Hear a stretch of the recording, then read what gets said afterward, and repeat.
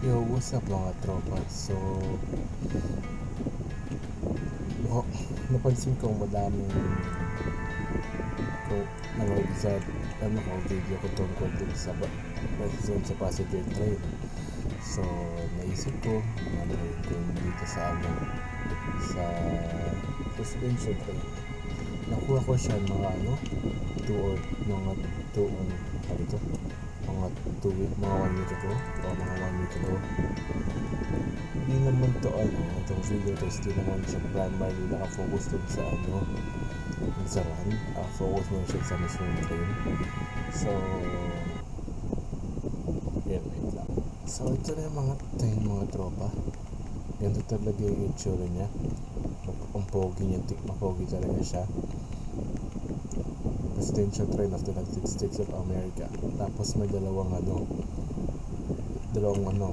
bandiwa ng US dito sa likod, tsaka yung logo ng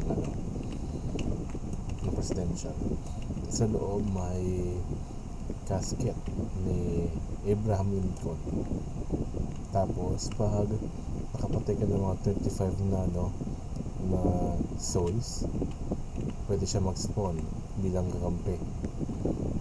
Tapos kung may nakita mo siyang kalaban, outlaw or zombie or werewolf, papatayin niya. Ganun lang siya. And of course, ito sa arm niya naman to, simple lang naman to. Itong sa harap parang nakuha nito sa passenger train. Also napansin, hindi ko lang napansin sa ibang players is may bulletproof windows. Ayun lang, may bulletproof windows siya. Now, yung problem ko lang dito sa pintana na yan is siya, pag ka, tawag na to, miner's helmet, na yung ilaw ng miner's helmet nag-reflect dun sa salamin, which is that's a problem kung gabi tapos kung umaalar ka bang gabi. Okay, that's the first issue of that. Although maganda part yan is kahit itong carriage siya may bintana natin, as you can see. Tapos sa likod may malaking slab. Nakita nyo nakatina, pero yan, may malaking slab, hindi yan, walang mahuhulog na dyan object. Kung tatanungin mo kung mas gusto ko itong sa passenger train, itong presidential train, is 250 pounds katulad nung passenger train, except of course may siya, side perk siya. Pero in terms of speed and consumption, parang same lang naman sila, wala namang diferensya sa kanilang dalawa. And of course, dahil nga same na siya sa passenger train, matangkad siya, kaya it will take a while for any type of enemies to get on the train, kasi nga may siya, matangkad siya, hindi makakaakyat yung mga enemies agad. So that's a plus. Yung passenger train meron na yan, pero it's good having extra pluses.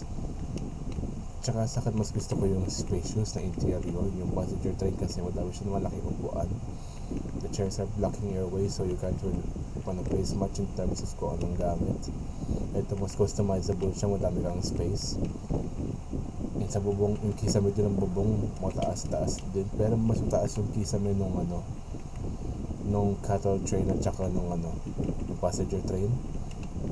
So I don't really know what else much to say, kasi nga it's pretty much the same. You could pretty much just go on YouTube and watch the videos of people trying to use Abraham Lincoln and trying to summon him. Basic lang naman, kapatid ka naman daming zombie hanggang umabot ng 25 yung sa counter. Hindi naman siya kahirap gawin. It's evidence na nakabulog ito po, on yung miner's helmet is I'm just going to show up a picture of it on the screen right now kung nandyan man, kaya yun, it's pretty much okay. Tapos, um, while we were on the topic of the train, pwede ka makaharap ng abandonado na train, presidential train dito sa desierto kung saan man yun, siya, RND siya, randomly generated siya na structure, kaya hindi siya guarantee sa specific na location, kaya pero ilang beses ko na yung encounter, kaya sa akin din naman siya issue. So I don't really know what else much to say, kasi ganun talaga siya kasimple. Try na siya, tapos pwede mo masamon si Abraham Lincoln. Ay, oo nga pala. Pag namatay si Abraham Lincoln, or pinatay mo siya pag trigger mo yung boss fight, makukuha mo yung niya, black leather hat, yung top hat. Tapos pag sinunog mo yan, mag-i-spawn yung kalaban na version niya. Patay mo ba sunog is kahit dito sa loob ng furnace. Tapos of course, tapos napatay mo siya, what you get for killing him is yung green invisible na top hat version. Na pag ginawa mo yun, pag sinuot mo yung na yan, item na yan, mag-i-spawn yung mga tauhan ni Captain Prescott, pero hindi kalaban. They will spawn being an ally. So kung kailangan mo ng tulong or something, mag-i-spawn sila. Although they will spawn automatically without your consent, they will do it automatically as long as you're wearing the top hat. So yun lang naman, kailangan mo na changes yun, nothing really out of the ordinary.